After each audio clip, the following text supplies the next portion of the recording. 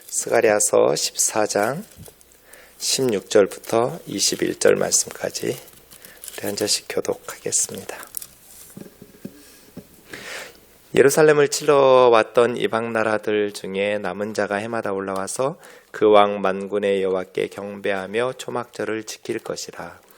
땅에 있는 족속들 중에 그 왕 만군의 여호와께 경배하러 예루살렘에 올라오지 아니하는 자들에게는 비를 내리지 아니할 것인즉 만일 애굽 족속이 올라오지 아니할 때에는 비 내림이 있지 아니하리니 여호와께서 초막절을 지키러 올라오지 아니하는 이방 나라들의 사람을 치시는 재앙을 그에게 내리실 것이라. 애굽 사람이나 이방 나라 사람이나 초막절을 지키러 올라오지 아니하는 자가 받을 벌이 그러하니라. 그날에는 말 방울에까지 여호와께 성결이라 기록될 것이라.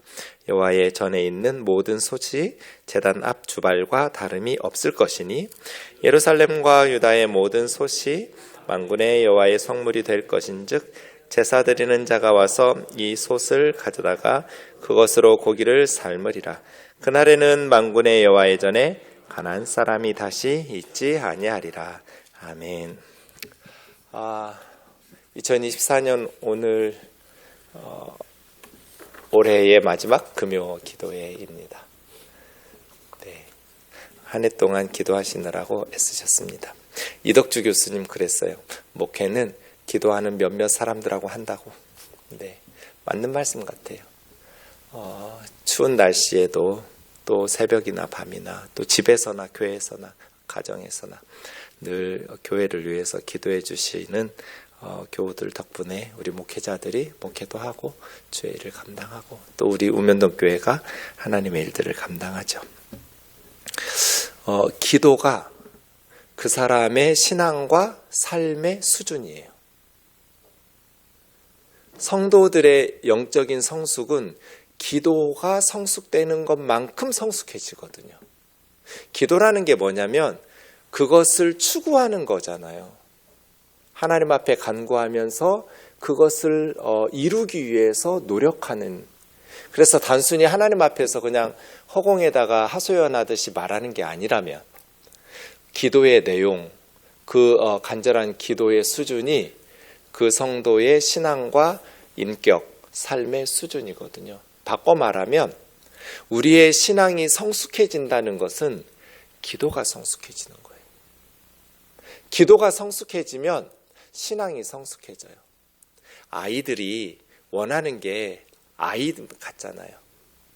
어린아이가 추구하고 욕심내고 막 사모하고 어린아이 수준이죠. 점점 아이가 자라면서 성장하면 어렸을 때 막 목숨 걸고 가지려고 했던 것들을 이제는 달라지잖아요. 신앙도 그렇죠. 어린아이의 신앙일 때 사모하고 기도하던 것들이 5년, 10년, 20년 지나서도 똑같이 구하는 게 똑같다면 어린아이 같은 신앙에서 멈춰버린 거죠. 그래서 우리가 꿈꾸는 세상은 어떤 세상인가? 우리는 무엇을 기도하는가? 무엇을 추구하는가? 그것이 우리의 신앙의 수준이고 우리의 삶의 수준이라고 말할 수 있죠. 그런 의미에서 기도는 하나님의 말씀을 가지고 기도하면서 우리의 신앙이 성숙해지거든요. 하나님의 말씀인 성경이 가르쳐 주시는 것에 따라서 기도하다 보니 어느 순간 뒤돌아보니까 콩나물에 물이 다 빠져나간 것 같았는데 조금씩 눈에 보이지 않게 자라나 있거든요. 우리의 신앙도 그런 것 같고요. 우리의 기도도 그런 것 같습니다. 하나님의 말씀을 통해서 이 시간 마지막 금요 기도회에 내가 꿈꾸는 세상은 무엇인가? 나는 어떤 삶을 추구하면서 이 땅에서 살아가고 있는가를 살펴보려고 합니다. 우리가 한 해 동안 스가랴서 말씀을 1월부터 좀 살펴보았습니다. 그래서 남달리 저는 올 1년 동안 스가랴서와 함께 한 해를 보냈는데요. 너무 감격스러웠어요. 놀라기도 하고요. 스가랴는 메시아 예언의 보물창고라고 했고 오늘 본문이 이제 스가랴서 마지막 본문이거든요. 스가랴서의 마지막 본문을 오늘 우리가 함께 읽었는데요. 스가랴 선지자는 주전 520년부터 사역을 시작했어요. 그러니까 예수님 태어나기 500여 년 훨씬 이전 사람이에요. 그런데 어쩌면 이렇게 메시아에 대한 예언을, 예수님에 대한 예언을 마치 예수님을 경험하고 나서 쓰는 것처럼 그렇게 수백 년 전에 예언할 수 있었을까? 놀랍기 그지없어요. 하나님께서 스가랴 선지자를 통해서 포로 후 공동체에게 메시아의 나라가 어떤 나라인가, 하나님께서 선물하실 구원, 회복의 역사가 어떠한 모습으로 올 것인가를 우리에게 가르쳐 주신 것이죠. 스가랴서입니다. 오늘 마지막 본문 보겠습니다. 스가랴서 14장 12절부터 사실은 21절까지가 마지막 본문인데 우리가 시간상 보진 않았지만 여러분 집에 가서 보시면 12절에서 15절까지는 예루살렘을 공격하러 올라왔던 이방인들이 결국 하나님에게 패배를 당하면서 예루살렘을 친 이방인들이 당하는 그러한 하나님의 재앙에 대해서 얘기했어요. 죽는다는 거예요. 하나님의 백성들을 공격한 이방인들이 하나님의 심판을 받는다는데요. 그리고 오늘 보았던 16절에서 19절까지는 이제 하나님의 재앙에서 살아남아 있는 자들, 그 이방인들이에요. 이방인들이 살아남아 있는데 그 살아남은 자들이 두 부류로 나눠요. 16절과 17절. 18절, 19절은 17절에 대한 설명이고요. 크게 둘로 나누어지는데 한 부류의 사람들은 예루살렘의 초막절에 올라와서 만군의 하나님 여호와께 경배하는 자들, 그리고 예루살렘에 올라와서 하나님께 경배하지 않는 자들, 예루살렘에 올라오지 않는 자들, 이렇게 두 부류로 나눠요. 그래서 스가랴서의 마지막 부분은 이방인들에 대한 이야기예요. 먼저 16절 말씀 보시죠. 예루살렘을 치러 왔던 이방 나라들 중에 남은 자가, 구약에서 남은 자 사상이라고 해요. 남은 자는 여기서 문맥적으로는 하나님의 재앙과 심판 가운데서 살아남은 사람들이거든요. 그런데 보면 단순히 남은 자가 아니에요. 이방 나라들 중에서 남은 자, 유대인들 중에서도 남은 자가 있어요. 예루살렘이 멸망하고 그렇게 바벨론에 의해서 전쟁에서 패배해서 죽을 때 살아남은 자들이 있죠. 문자적으로는 그런 뜻인데 또 한 걸음 더 나가면 남은 자 사상은 영적으로 남은 자들이에요. 단순히 살아남았을 뿐 아니라 많은 유대인들이 살아남았지만 그냥 이방인들처럼 우상숭배자로 여전히 회개하지 않고 살았거든요. 하지만 하나님의 국가적인 재앙을 통해서 회개하고 돌아온, 영적으로 회복된 사람들, 그게 남은 자거든요. 그루터기 같이 나무가 베어졌지만 그루터기가 남아있는 것처럼 아직 살아남아있는 이방인들 중에도 남은 자가 있을 거라는 거예요.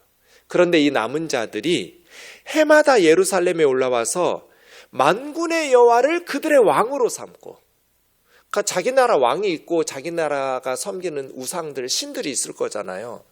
그런데 그 신들을 버리고 만군의 여호와를 왕으로 삼아 경배하면서 예루살렘에 올라와서 초막절을 지키는 자들이 있을 거라는 거예요.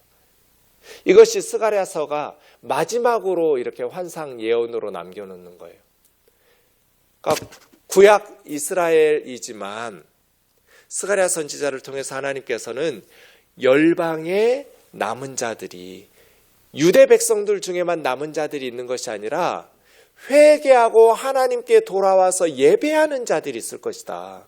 여호와 하나님을 경배하는 자들이 있을 것이다.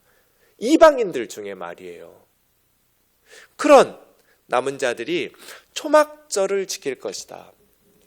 초막절은 과거, 현재, 미래로 설명할 수 있는데요. 스가랴 시대의 과거로 보면 출애굽, 이스라엘 백성들이 출애굽해서 광야에서 40년 동안 초막을 짓고 살았잖아요. 그것을 기념하는 절기가 초막절이죠. 그래서 초막절은 구원의 감격, 출애굽의 감격, 40년 동안 광야에서 구름기둥, 불기둥으로 만나와 메추라기로 돌보시는 하나님의 구원의 은혜를 감사하는 기쁨의 절기죠. 그런데 이 초막절이 7월 14일부터 21일이거든요.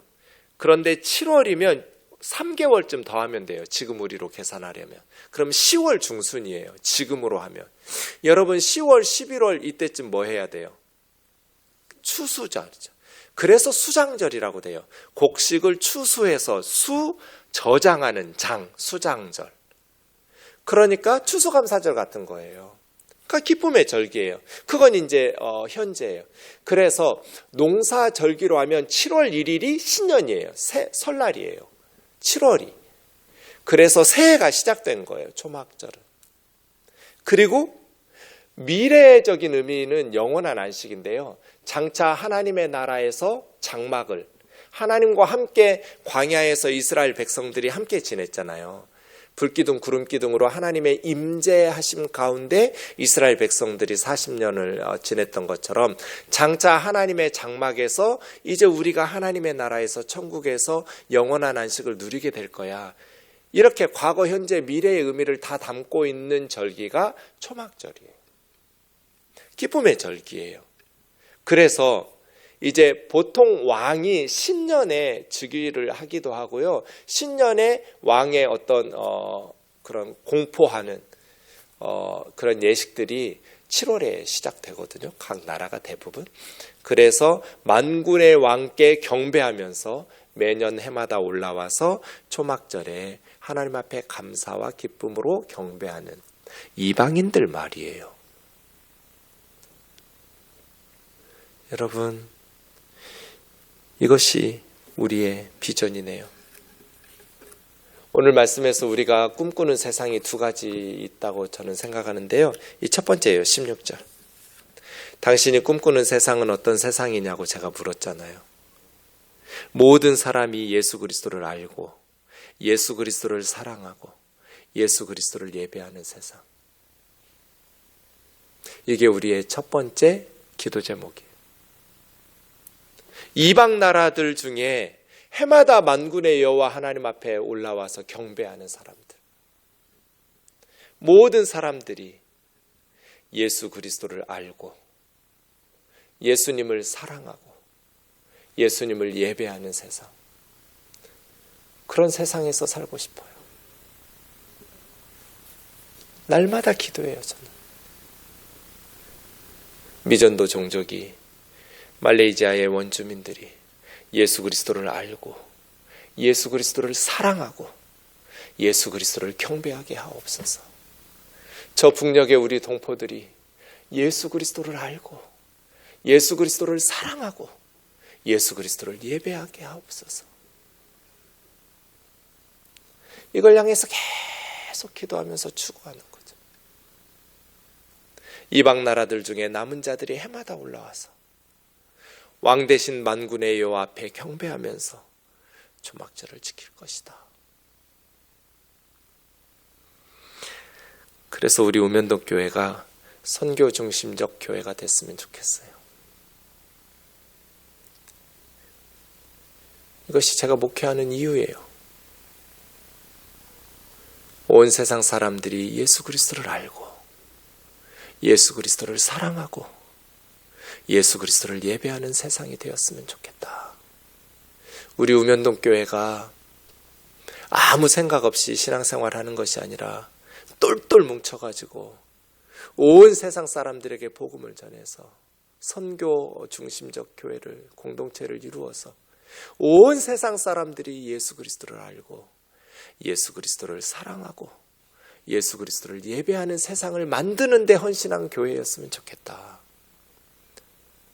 이런 일에 저와 여러분의 기도가, 저와 여러분의 신앙과 삶과 인생이 쓰임받을 수 있기를 주의 이름으로 축원합니다. 스가랴가 봤어요. 이방인들 중에서 해마다 올라와서 그들의 왕 만군의 여호와께 경배하면서 초막절을 지킬 것이다. 예배할 것이다는 거잖아요. 그런데 17절 땅의 족속들 중에 그 왕 만군의 여호와께 경배하러 예루살렘에 올라오지 아니하는 자들에게는, 남은 자들 중에 하나님께 다 와서 경배하면 좋겠지만 하나님께 경배하지 않는 자들이 있겠죠. 하나님을 거부하는 사람들, 예수 그리스도의 복음을 거부하는 사람들, 예수 그리스도를 믿지 않는 자들에게는 비를 내리지 아니할 것인즉. 여러분, 초막절이라고 그랬잖아요. 초막절에 뭐 하는 절기예요? 10월 11월에 뭐예요? 이른비가 와요. 가을에 오는 비가 이른 비, 봄에 오는 비가 늦은 비예요. 이른 비가 오지 않으면 농사 못 지어요. 그래서 이 이른 비가 있어야 씨앗을 뿌리고 싹이 나고 농사를 지을 수 있거든요. 비를 내리지 않는다는 것은 농경사회인 그 시대에 가장 큰 재앙이에요. 하나님은 선인과 악인에게 비를 주시죠. 그러나 끝까지 복음을 거부하고 하나님을 예배하지 않는 사람들에게 하나님께서 징계를 내리실 것이다.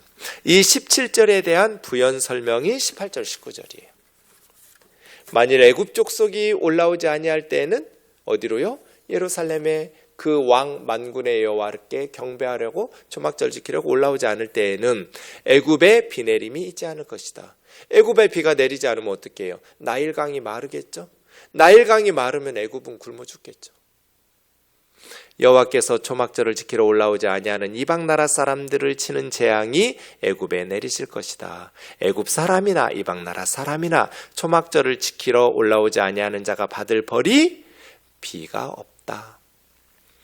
그렇게 하나님의 징계와 재앙을 받을 것이다 하는 것이죠. 네. 그러니까 18절 17절은 18절 19절은 17절의 부연 설명이에요. 같은 말이에요. 좀 더 자세히 풀어서 설명한 거죠. 그래서 16절과 17절 두 부류의 사람으로 나뉘어요. 지금도 그렇죠? 만군의 여호와를 우리의 왕으로 삼고 경배하며 예배하는 사람들이 있고, 만군의 여호와에게 무관심하고 배척하고 만군의 여호와를 무시하고 경배하며 예배하러 올라오지 않는 사람들이 있고, 두 부류의 사람들이 있어요. 그들의 결과는 너무나 다르죠. 이것이 16절에서 19절입니다. 마지막 20절과 21절 스가랴서의 마지막 두 구절은 메시아 왕국에 대한 겁니다. 그날에는 메시아의 나라, 그리스도의 나라가 이루어지면 말방울에게까지 여호와께 성결이라고 기록될 것이다. 여러분, 말방울이 뭘까요? 말에다가 왜 방울을 걸까요? 네. 말은 우선 부정한 짐승이에요. 이스라엘 백성들이 하나님 앞에 바칠 수 없는 제물, 바칠 수 있는 성결한 제물은 발굽이 갈라지고 되새김질을 해야 돼요. 근데 말은 그렇지가 않아요. 그래서 부정한 짐승이에요. 일단 말 자체가 하나님 앞에 바칠 수 없는, 이스라엘 백성들이 먹어서는 안 되는 그러한 동물이에요.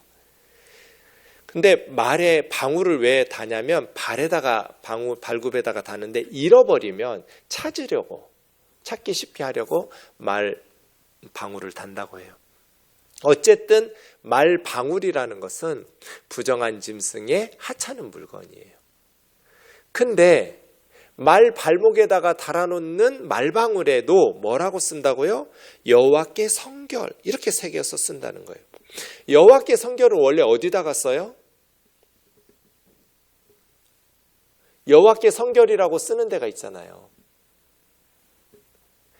대제사장이 금관을 쓰고 대제사장의 금관에다가 새겨요. 여호와께 성결이라고.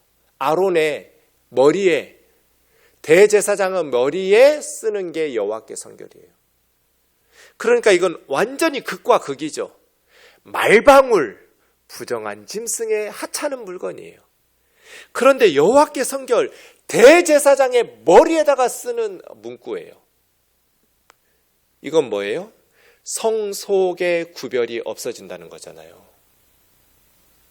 메시아의 그리스도의 구원, 예수 그리스도로 말미암아 깨끗하고 정결하고 거룩하게 된 하나님의 백성들은 모두 다 거룩해진다는 거예요.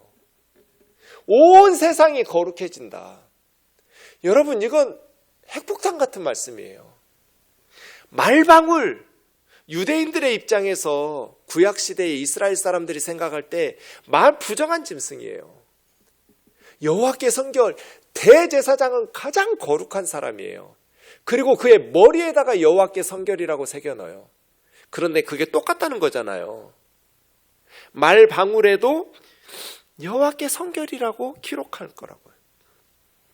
여호와의 성전에 있는 모든 솥, 그건 그냥 하찮은 물건이에요. 근데 제단 앞에 주발은 이제 번제단에서 제를 받아내는 그릇을 주발이라고 그래요. 굉장히 거룩한 성구예요. 성전 도구. 그냥 솥단지가 번제단의 성전 도구와 다름이 없을 것이다. 그날이에요. 그날 그리스도의 왕국이 건설되는 날, 예수 그리스도께서 모든 하나님의 백성들을 거룩하고 깨끗하게 하시는 날에는 성속의 구별이 없어지고 모두 다 온 우주적인 성결의 역사가 나올 것이다. 바리새인들은 벌벌벌 떨면서 사마리아에 들어가지 않으려고 예수님 재판받을 때에도 빌라도 총독의 관저에 들어가지 않고 빌라도 총독을 밖으로 끄집어냈어요. 왜냐하면 6월절 3일 전에는 누룩을 집에서 다 제거해야 돼요. 근데 빌라도 총독은 로마 사람이니까, 유대인이 아니니까 누룩을 제거할 리가 없잖아요. 총독 관저에는 누룩이 가득할 거라고요. 그래서 예수님 혼자 빌라도 총독 관저에 밀어놓고 총독을 대문 밖으로 불러내서 재판을 진행했어요. 유대인들은, 종교 지도자들은 총독의 관저에 들어가지 않았어요. 거룩하려고, 부정한 것들에 접촉을 안 할 바리새적 거룩이죠. 그런데 예수님 안에서는 예수님이 모든 부정한 것을 만지면 부정한 모든 것이 거룩해져요. 이방인들의 부정한 것이 예수님에게 전염돼서 예수님이 부정해지는 것이 아니라 예수 그리스도의 거룩이 이방인들의 부정한 것을 깨끗하게 해서 성결하게 만든다고요. 말방울까지 여호와께 성결하게 돼요. 그리스도 안에서. 제단의 주발처럼 모든 솥단지가 다 똑같대요. 21절은 더 놀라워요. 이제 성전에 있는 솥단지 정도가 아니라 예루살렘과 유다의 모든 솥이니까 일반 사람들이 사용하는 솥단지잖아요. 일반인들이 사용하는 솥은 성구가 아니에요. 그런데 그것이 만군의 여호와의 성물이 될 것이다. 그래서 제사 드리는 자가 와서 이 솥 가져다가 고기 삶아서 하나님 앞에 예배 드려라. 모든 성도들의 삶이 그날의 메시아의 시대거든요. 예수 그리스도 안에서 사마리아 사람들도 거룩해지고 수로보니게 여인과 같이 이방 여인들도 거룩해지고 예수 그리스도 안에서 세리들도 창기들도 다 거룩해져요. 그날에 예루살렘과 유다의 모든 솥이 만군의 여호와의 성물이 될 것이다. 그날의 메시아의 시대에는 만군의 여호와의 성전에 가나안 사람이 다시 있지 않을 것이다. 이렇게 스가랴서가 끝나요. 가나안 사람은 몇몇 가지 의미를 우리가 생각할 수 있어요. 우선은 창세기에 보면 가나안은 저주받은 불경건한 이방인이에요. 그리고 가나안은 페니키아 사람들 주로 가리키는데요. 가나안 사람들은 장사하는 상인들의 뜻이에요. 근데 부도덕한 거짓 거울로 속이는 호세아서 같은 데 보면 가나안 사람들을 이렇게 불의한 사람들로 그려요. 그래서 가나안 사람이 다시 있지 않는다는 것은 가나안 민족은 구원받지 못한다는 뜻이 아니라 그렇게 불경건하고 불의한 사람이 다시 있지 않을 것이다. 다 거룩해진다는 거예요. 온 우주적인 거룩. 와, 너무나 충격적인 말씀이에요. 신약시대의 예수님 시대의 바리새인들을 생각해 보세요. 유대인들의 그 선민 사상을 생각해 보세요. 근데 이미 몇백 년 전에 스가랴는 온 우주가 온 세상이 그리스도 안에서 메시아의 사역으로 말미암아 거룩해질 것이라고. 온 우주적인 거룩, 말방울까지 여호와께 성결, 이것을 예언하고 있잖아요. 그래서 스가랴서는 갈라디아서 3장 38절 우리 같이 읽겠습니다. 39절까지 시작. 너희는 유대인이나 헬라인이나 종이나 자유인이나 남자나 여자나 다 그리스도 예수 안에서 하나이니라. 너희가 그리스도의 것이면 곧 아브라함의 자손이요 약속대로 유업을 이을 자니라. 아멘. 유대인이나 헬라인이나 종이나 자유인이나 남자나 여자가 차별이 없이 이미 스가랴가 예언한 거예요. 바울이 말하기 전에 이방인들 중에서 만군의 여호와 하나님께 경배하러 올라오는 자들이 있을 것이다 해마다. 그리고 그날에는 말방울에게까지 여호와께 성결이라고 기록하게 될 것이다. 성전에 있는 솥단지 번제단 앞에 있는 주발하고 같이 성결해질 것이고, 성전에 있는 솥단지뿐 아니라 일반 가정집에 있는 솥들도 성전에 있는 성구들과 같이 성물이 될 것이다. 우리가 주일에 예배드리는 것뿐 아니라 우리의 모든 삶이 하나님 앞에 드려지는 거룩한 예배가 될 거라는 거잖아요. 예수 그리스도 안에서. 로마서 12장 1절의 성취예요. 너희 몸을 하나님이 기뻐하시는 거룩한 산 제물로 드리라. 이것이 너희가 드릴 영적 예배니라. 모든 유대인이나 이방인이나 노예나 자유인 로마 시민권자나 남자나 여자가 차별이 없다. 너희가 그리스도의 것이면 아브라함의 자손이요. 갈라디아 교회는 이방인들이에요. 갈라디아는 유대인이 아니에요. 그런데 예수 그리스도의 것이면 너희가 아브라함 자손이고 약속대로 유업을 이을 자다. 하나님 나라의 상속자다. 사도 바울이 말한 것처럼 그날에는 온 우주적인 성결이 일어나게 될 것이다. 모든 백성들이 하나님 앞에 거룩해질 것이다. 여러분, 당신이 꿈꾸는 세상은 어떤 세상이냐고 물었잖아요. 두 번째로 스가랴서가 본문에서 가르쳐주는 선지자가 꿈꾸었던 세상, 하나님께서 이거 이해할 수 있었을까요? 스가랴 시대의 이스라엘 사람들이 온 세상이 그리스도 안에서 하나 되는 세상이잖아요. 이방인도 없고 말방울도 없고 대제사장의 머리에도 없고 모두 다 성물이 되어서 하나님 앞에 거룩하게 드려지는 예배자들 말이에요.